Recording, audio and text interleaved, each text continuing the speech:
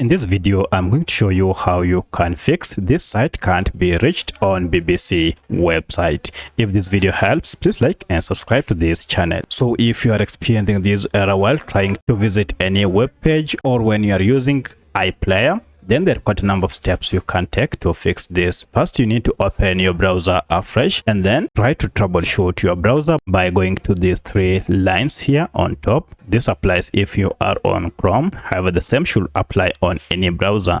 From here, go to settings and then you want to look for privacy and security. Here, we want to clear the browser data and choose this option, delete browsing data. Here you can choose the length of time you want to delete. You can choose from last 15 minutes, last hour, 24 hours, 7 days, or even lifetime if you choose so. Then check and ensure that these are selected and confirm by clicking on delete.